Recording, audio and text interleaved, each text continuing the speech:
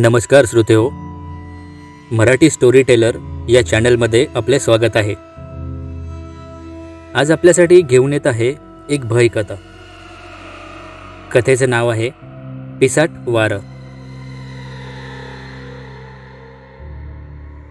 ते मे महिन्यातले दिवस होते। उन्हाळ्याच्या सुट्टीसाठी गावी येऊन आम्हाला तसे 21 दिवस होऊन गेले होते।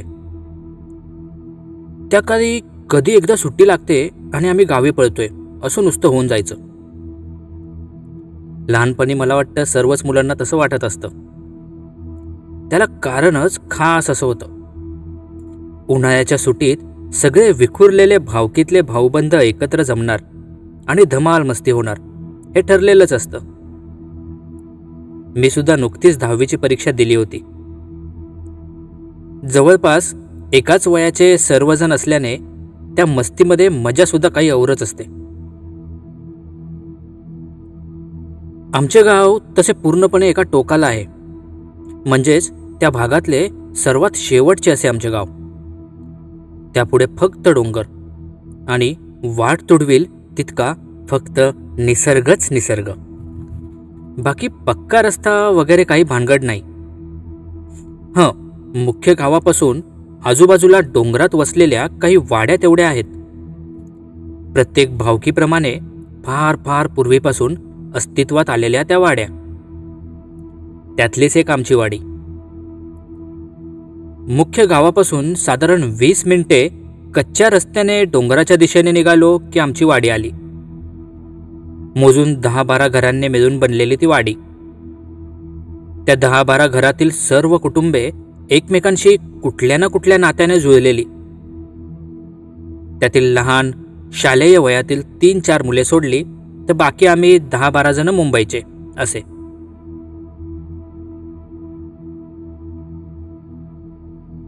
तर त्या वर्षीही आम्ही सर्व टाळकी एकत्र जमून वाडीत धिंगाणा घालत होतो।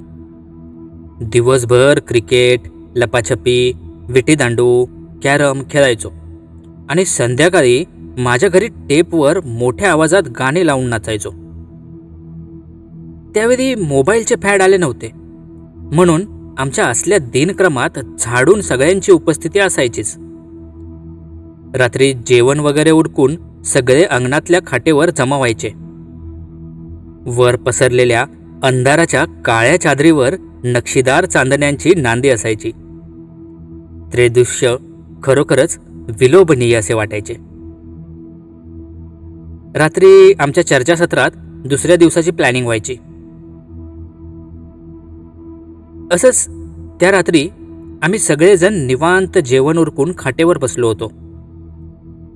आमच्या ग्रुपमधल्या मुली सोडल्या तर आम्ही 6 जण, म्हणजे मी, महेश, उमेश, आकाश, सुनील, हनुमंत पैकी सुनील आणि हनुमंत हे गावीच असायचे।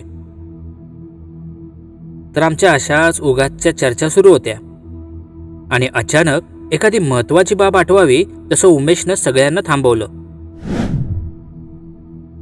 थांबा थांबा, एक महत्वाची सूचना, अति उत्साहानं उमेश म्हणाला।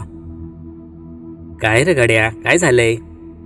सुनीलनं संभ्रमानं त्या सगळ्यांकडे पाहत त्याला विचारलं। अर्थातच उमेश सोडून आमच्या सर्वांच्या चेहऱ्यावर प्रश्नार्थक भाव त्याला दिसले। आम्हीही कुतूहलानं उमेशकडे पाहत होतो। मित्रांनो, उद्याचा आपला प्रोग्राम फिक्स झालाय। मस्तपैकी फिस्ट करायची झकास आयडिया फक्त आणि फक्त माझ्याच डोक्यात आले। उमेश अजूनही तितक्याच उत्साहात होता आणि त्या उल्हासित खुलाशानं आम्हालाही पुरेपूर आनंद झाला। आमच्या आनंदी होण्याचं निमित्त खरंच इतकं भारी होतं की ते शब्दात वर्णन करणं म्हणजे त्या आनंदाला कित्येक आणि कुठल्याशा भारी भक्कम शब्दात एकत्रित बंदिस्त करून मांडावे असं झालं असतं। फिस्ट अर्थात पार्टी म्हणजे एक वेगळीच मजा। फिस्ट करण्याचा आमचा अंदाजही निराळाच। जो मेनू ठरवला त्याचे सर्व साहित्य प्रत्येकाने आपापल्या घरून थोडं थोडं आणायचं आणि रात्री दूर शेतात जाऊन 3 दगडांची चूल करून मग छानपैकी तो मेनू तयार करावा आणि मग तिथंच शेतात गोल करून त्या पदार्थावर तुटून पडायचं असा एकूण आराखडा असायचा. मग कशाची करायची पार्टी, मी विचारलं. हा यार, आता जरा काहीतरी वेगळं सुचवा, महेश म्हणाला. वेगळं काय, आता जी लवकर बनतंय तीच फायनल करू, हनुमंतनं आपलं म्हणणं मांडलं. अय, आता लहान नाही राहिलो आपण. आतापर्यंत आपण फक्त व्हेज पार्टी केली, पण यावेळी आपण चिकन आणायचं बाबा, उमेशनं स्पष्ट केलं. कोंबडी, हनुमंतने डोळे विस्पारले. हे एक नंबर आयडिया आहे, आकाशही खुश झाला. लगा उम्या, कोंबडी बनवायला लय टाइम लागतोय, त्यात गावात कोंबडीवाला कापायचं 10 रुपये जादा घेतोय, सुनील म्हणाला. सुन्या गप जरा, हनम्याला मी बघितलंय, त्याच्या घरी तोच कापतो कोंबडी, त्यामुळं आपल्याकडं खाटीक पहिल्यापासूनच तयार आहे. उमेशने सुनीलची शंका खोडून काढली. निल्या, मशा, तुम्ही काय बोलताय, हनुमंतने आम्हाला विचारले. हनम्या, महेश नाही तर मैशा बोल, मशा काय. महेश वैतागला तसं आम्ही सगळे हसायला लागलो. हनुमंत कोंबडी कापायला तयार झाला. गावठी कोंबडी परवडली नसती, म्हणून नुकत्याच गावात मिळणाऱ्या ब्रॉयलर कोंबडीवर शिक्कामोर्तब झाले. मी आणि महेश इतरांहून वर्षभराच्या फरकाने मोठे असल्याने प्लॅनिंगची जबाबदारी आमच्यावरच आली. तरीही उमेशची आयडिया होती, आणि त्याची आयडिया असल्यामुळे पुढारीपणाचा मान मात्र त्याचाच होता. यावेळी जरा घरापासून दूरच्या शेतात जाऊन जेवण शिजवायचं, जेणेकरून झणझणीत खमंग वास सुटल्यावर मोठ्या माणसांपैकी कोणी चव पाहायला तिथे येणार नाही. तसे बरेच अनुभव या अगोदर आम्हाला आले होते, म्हणूनच यावेळी खबरदारी म्हणून तसं करणं गरजेचं होतं. नाहीतर चव बघायच्या नादानं अर्ध जेवण तिथंच संपलं असतं. दुसऱ्या दिवशी नदीवरून अंघोळ करून येताना मी आणि महेशने सर्वांना प्रत्येकाची कामं वाटून दिली. संध्याकाळी 5 नंतर महेश आणि हनुमंत गावात कोंबडी आणायला जाणार होते. मी आणि सुनील डोंगरातून सुकी लाकडे, तुरकाट्या, सुकलेली मोठाली पाने ठरवलेल्या ठिकाणी जमा करणार होतो. आकाश आणि उमेश प्रत्येकाच्या घरात जाऊन तेल, मीठ, चटणी, खोबरं, लसूण, टोप, पळी इत्यादी साहित्य जमा करून घेऊन येणार होते. साधारण संध्याकाळी 6 वाजेपर्यंत मी आणि सुनीलनं जळणासाठी पुरेशी लाकडं गोळा केली होती. आम्ही दोघेही दमल्यामुळे निवांत बसलो होतो. वातावरणातील गारवा वाढण्यास सुरुवात झाली होती. मी आसपासच्या परिसराकडे पाहण्यात गुंग होतो. काही अंतरावर फणसाचे एक जुने झाड आमच्यावर नजर रोखून असल्यासारखे पाहत होते. त्यापुढे जुळ्या भावांप्रमाणे एकमेकांना खेटून असलेली 2 आंब्याची झाडे वाकवून आम्हाला निहाळत होती. त्याच्या पल्याड काहीशा ओसाड जमिनीनंतर एक भल्या मोठ्या घेराचे वडाचे झाड होते. मी बसलेल्या जागेवरूनच त्याच्या जुनाटशा दिसणाऱ्या पारंब्यांनी त्याच्या खोडाला झाकल्याचा भास निर्माण होत होता. आसपास अजूनही काही मध्यम बारीक आकाराची झाडे डुलत होती.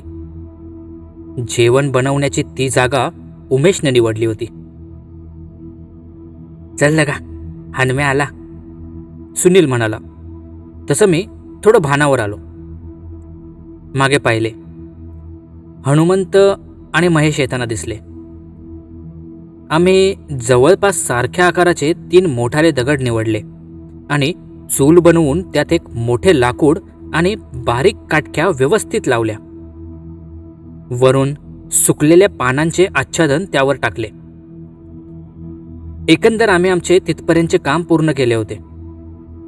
महेश आणि हनुमंत जवळ येऊन विसावतील तोपर्यंत दुरून उमेश आणि आकाश देखील येत असल्याचे दिसले. हनुमंतने एखाद्या सराईत कारागिराप्रमाणे चुलीवर जाळ करून उरलेले सोपस्कार पूर्ण केले काही वेळातच भांड्यात चिकनचे तुकडे आणि त्याभोवती गप्पा मारत असलेले आम्ही असे चित्र होते. संध्याकाळचे 7:30 वाजले होते आणि संपूर्ण परिसर गूढ अंधारात झाकोळला गेला होता. गावात अंधार जरा लवकरच होतो. त्यातल्या त्यात आम्ही रानात असल्या कारणाने तेथे त्या अंधाराचा प्रभाव काहीसा जास्तच होता. आम्ही अजून थोडे थांबायचे ठरवले. 8 वाजेपर्यंत रस्ता बनवायला सुरुवात करू असे ठरले. गाणी म्हणत एकमेकांची मस्ती करत आम्ही सभोवतालच्या जगाला संपूर्णपणे विसरून गेलो होतो. काही वेळातच मला अचानक वातावरणात काही बदल जाणवू लागले. गारठा नेहमीपेक्षा काहीसा जास्तच जाणवू लागला. थंड हवेचे झोत वारंवार अंगावर येऊन आपली उपस्थिती दर्शवित होते. रातकिड्यांची किरकिर आताशा जरा वाढली होती. अधूनमधून वटवाघुळांचे आवाज त्या रातकिड्यांच्या आवाजाला चिरत असल्याचे भासत होते. झाडांची सळसळ एव्हाना वाढू लागली होती. नेमकी त्या झाडांची सळसळ आहे की कुणीतरी त्या झाडांवरून सळसळत जाते, काही अंदाज बांधता येत नव्हता. मला भास होत होता का?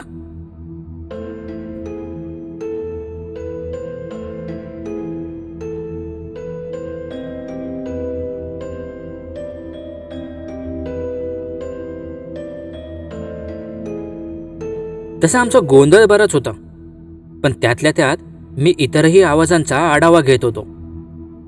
मला जाणवत असलेल्या त्या बदलांची कल्पना इतर कुणाला आले की नाही हे जाणण्यासाठी मी आळीपाळीने सर्वांना त्यांच्या नकळत निरखून पाहू लागलो. इतर कुणावर त्या परिस्थितीचा काहीच असर दिसत नव्हता, पण हनुमंत मात्र सारखा सावध असल्यासारखा मागे वळून पाहत होता. तो कुणाला काही बोलला नाही, पण माझ्या कटाक्षातून त्याची भिरभिरती नजर सुटली नव्हती. याचा अर्थ नक्कीच मला भास होत नव्हता, पण कुणास ठाऊक का मी तिकडे दुर्लक्ष केले. रस्सा बनवायचे काम हनुमंत आणि मी स्वीकारले असल्याने आम्ही कामाला लागलो. थोड्याच वेळात हनुमंतने चुलीचा जाळ वाढवला आणि चिकनचा रस्सा शिजायला सुरुवात झाली. आम्ही भाकरी इत्यादी घरून आणायला निघणार होतो. सुरुवातीला ठरल्याप्रमाणे हनुमंत तिथेच थांबून इतर सर्वजण जेवण आणायला घरी जाणार होते, पण मी मुद्दामच हनुमंतसोबत तिथे थांबायचे ठरवले. सोबत उमेशलाही थांबण्यास राजी केले. उगाच एकट्या दुकट्यापेक्षा संगत बरी म्हणून आम्ही तिघेही तिथे थांबलो. आकाश, महेश, सुनील तिघे आमच्याही घरून आमची भाकरी वगैरे आणणार होते.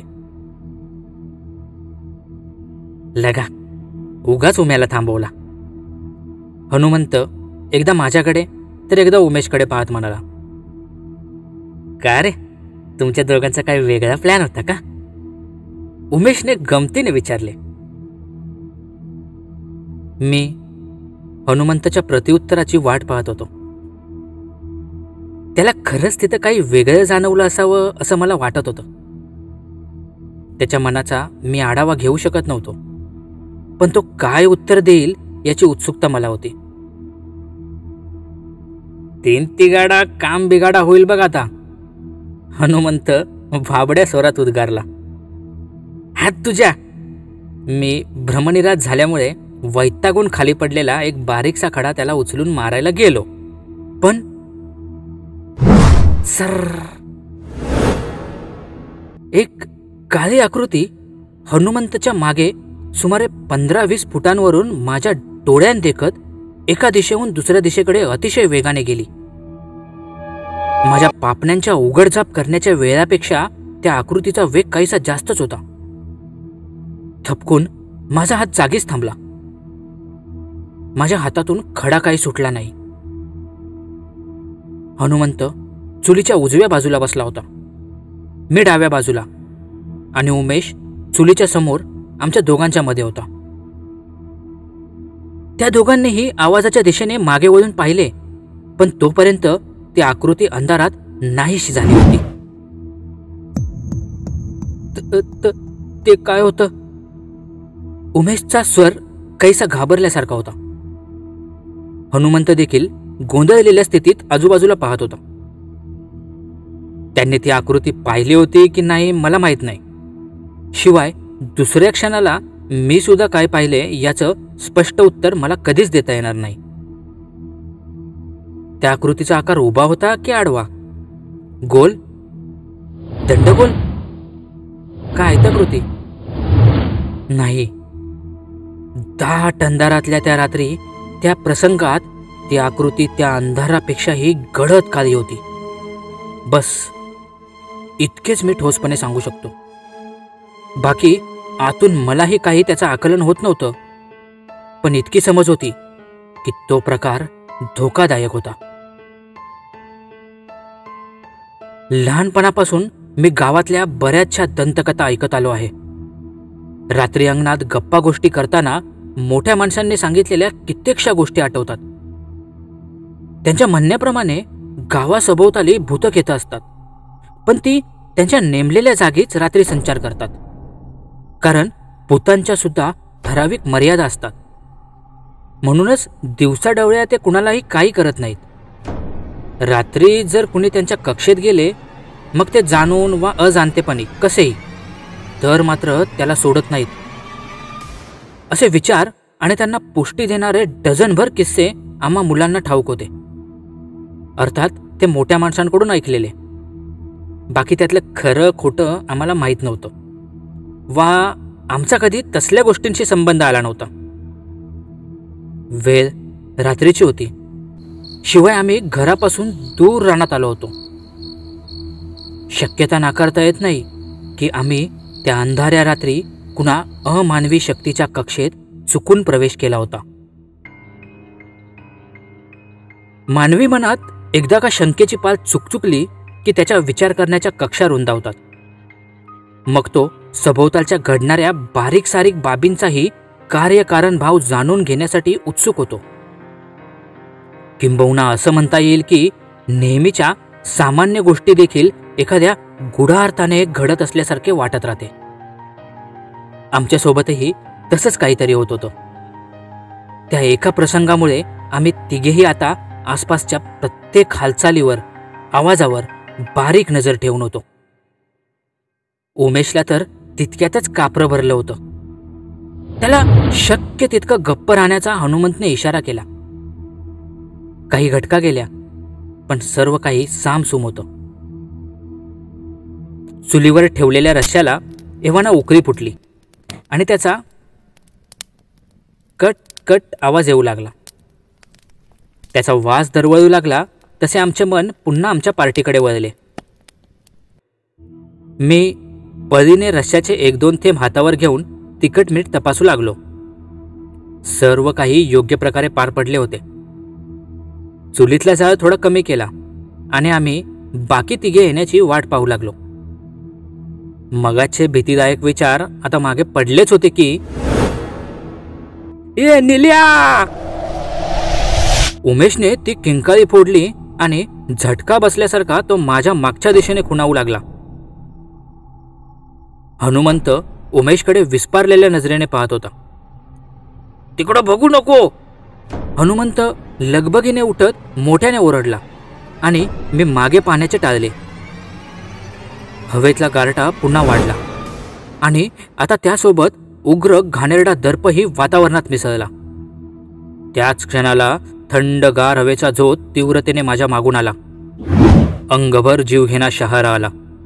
पण यापेक्षाही भयानक काहीतरी पुढच्या क्षणाला पाठीवर येऊन थडकेल अशी धावती शंका वा भीती उरात वाटली. एकाएकी तिथले वातावरण बदलले होते. मूळची शांत रम्य असणारी ती जागा आता अमानवी पाशवी शक्तीने झपाटल्यासारखी वाटू लागली होती. तिथला गारवा नेहमीसारखा नसून तो अनैसर्गिक वाटत होता. तिथल्या वाऱ्याला दिशा नव्हती. तो लगाम सुटलेल्या हट्टी घोड्याप्रमाणे सैरा वैरा इकडून तिकडे धावत खिंकाळत होता. सोबत जमिनीवरची धूळ, इस्तता पसरलेली सुकलेली पाने, काटक्या यांनाही उडवत होता. त्या वाऱ्याचा आवाज, नाद, दिशा कशातच सुसूत्रता नव्हती. कोणत्याही दिशेने तो पुढे गेला तरी राऊंड राऊंड पुन्हा आमच्या जवळ येत होता. ते दृश्य, तो अनुभव सारेच अकल्पनीय, अनाकलनीय आणि अवर्णनीय होते. सेकंदाच्या 10व्या भागापेक्षा कमी अवधीत एका मागोमाग एक अशी वातावरणातल्या बदलाची सुरुवात झाली होती. ही लक्षणे ठीक नव्हतीच. हनुमंत, उमेश आणि मी तिघेही थपकून गेलो होतो. जर का लवकरच हातपाय नाही हलवले तर पुढे अजून विचित्र अनुभव घ्यावे लागले असते. मी आणि हनुमंत उठलोच होतो, पण उमेश अजून पूर्णपणे तयार नव्हता. वाऱ्याचा एक झोत पुन्हा आमच्या अंगावरून पुढे निघून गेला आणि हीच ती योग्य वेळ असा निर्धार करून आम्ही दोघांनी उमेशला अक्षरशः मागे खेचला. त्या गडबडीत उमेशच्या पायाने चुलीवरचा टोप खाली कलंडला, रस्सा खाली सांडला आणि अगदी त्याच वेळेस आमच्या सभोवतालचं थंड हवेचं आवरण एकाएकी नाहीसं झाल्यासारखा भास झाला. आम्ही शक्य तितक्या वेगाने पळायला लागलो. उमेश त्यातूनही मागे वळून वळून पाहत ओरडत होता. त्याच्या मते ती गडद काळी आकृती आम्ही बसलेल्या जागेवर पसरली होती. आम्हाला त्यात गोष्टीत काडीचाही रस नव्हता. त्याला ओरडतच हनुमंतने मागे न पाहण्याविषयी सांगितले. आम्हाला माहीत होते की ती आकृती फार काळ तिथे थांबणार नाही. एकदा का तिथलं काम संपलं की ती आकृती पुन्हा आमच्या मागे येणार होती आणि तिच्या वेगापुढे आमचा टिकाऊ लागणं निव्वळ अशक्य होतं. वाडी थोडी लांबच होती. धापा टाकत आम्ही पायाखाली येईल ते तुडवत धावत होतो. उमेशला पुढे ठेवून एका बाजूने हनुमंत आणि दुसऱ्या बाजूने मी त्याला पिटाळत होतो. जरी तिघांच्याही मनात त्या भयानक प्रसंगाने भीतीचा जन्म झाला असला तरी सर्वात जास्त प्रभाव उमेशवर पडला होता. तो मध्येच भैसाटल्यासारखा मागे मागे वळून पाहायचा, ओरडायचा. त्यामुळेच जरी धोका आम्हालाही होता तरी त्याच्यावर लक्ष ठेवणं आवश्यक होतं. 3-4 बांधांच्या फटी धावत उड्या मारत आम्ही पार करत जवळपास निम्मे अंतर गाठले होते. आता आमच्या मागूनही खसपटण्याचा, सरपटण्याचा आवाज येऊ लागला होता. ते जे काही होतं ते कदाचित आता आमच्या मागावर होतं. हवेतला गारवा हळूहळू पुन्हा वाढू लागला, पण अगोदर जाणवलेला त्यापेक्षा तो कमी होता. याचाच अर्थ ते जे काही होतं ते अजून आमच्याजवळ पोचलं नव्हतं. मधूनच वटुवाघुळांचे हवेला चिरणारे आवाज येऊ लागले. झाडांची सळसळ त्यात भर घालू लागली. तो गारटा वाढण्या अगोदर आमचे वाडीपर्यंत पोचणे निकडीचे झाले होते. श्वास भरून यायला लागले होते. उमेश मागे वळणारच होता की हनुमंत धावत धावतच ओरडला, काय झालं तरी थांबायचं नाही, पळा. त्याच्या आवाजानंच उरलं सुरलं बळ जमा करून आम्ही अजून त्वेषाने पळू लागलो. पिसाटलेला वारा आमचा पाठलाग करतच होता, पण यावेळी त्याला दिशा होती. घुं घुं करणाऱ्या आवाजाची नाद शृंखला एका लयीत ऐकू येऊ लागली होती. शिकाऱ्याची सारी शक्ती सावजामागे एककेंद्रितपणे येत होती. मी हनुमंतपेक्षाही मागे राहिलो होतो आणि ती अदृश्य शक्ती, ते पिसाट वारं, त्याच्या कचाट्यात मी आता या क्षणाला सापडणार असं सारखं वाटत होतं. या अगोदर असल्या प्रसंगाशी कधी गाठ पडली नव्हती. अनामिक भीतीने मी मनातल्या मनात साप भेदरलो होतो, पण आता त्यावर विचार करण्याची ही वेळ नव्हती. डोळे बंद करून मी झपाट्याच्या वेगाने धावलो. वाडीजवळच्या अवाढव्य गोडांब्याचे झाड मागे पडले आणि शेवटी माझ्या अंगातले त्राण जाऊ लागले. मी एव्हाना खाली कोसळणारच होतो की वातावरणात पुन्हा बदल जाणवू लागला. पण यावेळी झालेला हा बदल आल्हाददायक वाटत होता. अचानकपणे आसपासचं वातावरण निवळलं होतं. सभोवतालचे आवाज, वारा, सर्वांचा प्रभाव हळूहळू क्षीण होत नाहीसा झाला होता. आता गारवा नैसर्गिकपणे कमी अधिक जाणवत होता, पण त्याचा स्पर्श आता शरीराला टोचत नव्हता. समोर उमेश डोळे टक्क उघडे ठेवून जमिनीवर आडवा पडला होता. हनुमंत त्याच्या जवळच धापा टाकत बसला होता. घरं जवळ येऊ लागली होती. तितक्यात समोरून आकाश, महेश, सुनील येताना दिसले. मी कसाबसा हनुमंत जवळ जाऊन प्रश्नार्थक नजरेने पाहू लागलो. श्वास भरला होता. ओठांतून शब्द फुटण्याची इतक्यात शक्यता नव्हती. त्याची हद्द संपली. हनुमंतने गोडांब्याकडे बोट दाखवत माझ्या मनातल्या प्रश्नाचे उत्तर दिले. कदाचित ते जे काही होतं त्याच्या कक्षेतून किंवा त्याच्या आवाक्यातील परिघातून आम्ही बाहेर पडलो होतो. नशीब बलवत्तर होतं म्हणून हातभर अंतरावर आलेलं ते माघारी फिरलं व तिथंच काही क्षण घुटमळत राहिलं होतं. देवाचं नाव घेऊन मी जमिनीवर अंग टाकलं आणि श्वासोच्छवासाची गती सुरळीत होण्याची वाट पाहू लागलो. गोडांबा हे नाव फार पूर्वी त्या आंब्याच्या गोड चवीमुळे मिळाले होते. हनुमंत तिथेच लहानाचा मोठा झाल्यामुळे त्याच्याकडे त्या परिसराचा सारा तपशील होता. पण आज जो प्रसंग घडला त्याबद्दल त्यालाही कोडे पडले होते. तसा अनुभव या अगोदर कुणालाही आला नव्हता. कदाचित या अगोदर कुणी रात्रीच्या वेळी इकडं आलं नसावं. आम्ही तिघेही तेव्हा शांत होतो. आकाश, महेश, सुनील ती हकीकत ऐकून सुन्न झाले होते. सकाळी पुन्हा तिथे येऊन शोध घेण्याचा निर्णय आम्ही संगनमताने घेतला. जोपर्यंत इतरांना सांगण्यासारखं कारण नाही सापडत तोपर्यंत झाल्या प्रकाराची कुठंही वाच्यता न करण्याचं ठरवलं. काही वेळ तिथं थांबून रात्री उशिराच घराकडे गेलो. भांड्यांबाबत कोणी विचारलं असतं तर टाळणं मुश्किल झालं असतं म्हणून असं केलं. दुसऱ्या दिवशी सकाळी 8ला पुन्हा त्या जागी जमलो. उमेशला ताप भरला असल्याने तो येऊ शकला नाही. चुलीचे दगड, टोप, त्यावरचं झाकण सगळं काही कुठे कुठे पसरलं होतं. मांसाचा एक तुकडाही शोधून सापडला नाही. त्या सर्वांवरून काहीही निष्कर्ष काढता आला असता. कुत्रं नाहीतर एखादं जनावर वासानं आलं असलं पाहिजे, सुनील तर्क लावत म्हणाला. तुम्हाला नक्कीच भात झाला असला पाहिजे, आकाशने पुष्टी जोडली. मला वाटतंय काल जोराचा वारा सुटला असेल म्हणून तुम्हाला भीती वाटली असेल, महेशनेही आपलं मत मांडलं. हो, काल रात्री जोराचं वारं सुटलं होतं. घरून भाकरी घेताना वर पत्र्याचा धाड धाड आवाज येत होता, सुनीलने आठवले तसे सांगितले. मी हनुमंतकडे पाहिले. त्याने इशारातच मला गप्प राहायला सांगितले. वय लगा, असंच काहीतरी असलं, पण जीवाची भीती वाटली आणि आम्ही पळालो. पण सुन्या, फक्त जोराचं वारं नव्हतं, ते पिसाट वारं होतं. ते पिसाट वारं. हनुमंतने उच्चारलेल्या त्या 2 शब्दांनी अंगावर अक्षरशः काटा आला. दुपारी उमेश, हनुमंत आणि मी कुणालाही न सांगता माळरानात गेलो. डोक्यातले विचार मागे पडत गेले तसा उमेशचा तापही निवळला होता. प्रत्येक प्रसंग आठवून त्यावर बारकाईने विचार केला. आमच्यापैकी कुणालाही त्या पाहिलेल्या आकृतीचं ठळक असं विश्लेषण करता येत नव्हतं.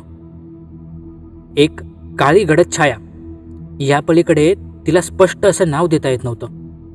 कसं देणार? मानवी ज्ञानालाही काही मर्यादा असतात. त्या वस्तूची किंवा गोष्टीची स्वतःची अशी काही विशिष्ट घनता किंवा आकार नव्हता. त्यामुळे तिचं आकलन होतच नव्हतं. तो घाणेरडा वास घ्राणेंद्रियांनी कधी अनुभवलाच नव्हता. खरोखरच कोणती अदृश्य, अनामिक, अतिमानवी वा पाशवी शक्ती तिथे होती का, या प्रश्नाचं उत्तर आता आम्ही तिघेही ठामपणे देऊ शकलो नसतो. शिवाय तो वारा नैसर्गिक होता की अनैसर्गिक, त्याचं मोजमाप आणि प्रमाण कुठून माहीत पडणार? त्याचं दिशाहीनपणे एका जागी खोळंबणं, पाठलाग करणं या बाबीही वैज्ञानिक दृष्टिकोनातून पाहिल्यास स्वाभाविक ठरू शकतात. कोणताही तार्किक आधार न मिळाल्याने आम्ही तिघांनी त्या आठवणीला विसरण्याचे ठरवले. भास किंवा तत्सम प्रकार अशी समजूत घेऊन त्या प्रकरणाला आम्ही गुंडाळले आणि घराकडे निघालो. त्या प्रसंगाबाबत फारसं कुणाला कळाले नाही. थोडे दिवस सुनील, महेश, आकाशने मस्करीत तो विषय काढण्याचा प्रयत्न केला, पण आम्ही तो विषय कधी वाढवून दिला नाही. इतक्या वर्षात ती कटू आठवण खूपदा डोळ्यांसमोर जशीच्या तशी आली. बाकी सगळे भास असले तरी एक गोष्ट निश्चितपणे जाणवली होती, आम्ही तिघांनीही अनुभवली होती आणि तिला आम्ही स्पष्ट नाव देऊ शकत होतो. ते पिसाट वारं होतं. पिसाट वारं. समाप्त. मित्रांनो, कथा पूर्ण ऐकल्याबद्दल आपले खूपसे धन्यवाद. कथा कशी वाटली हे नक्की कळवा. भेटूया लवकरच नवीन कथेसह. धन्यवाद.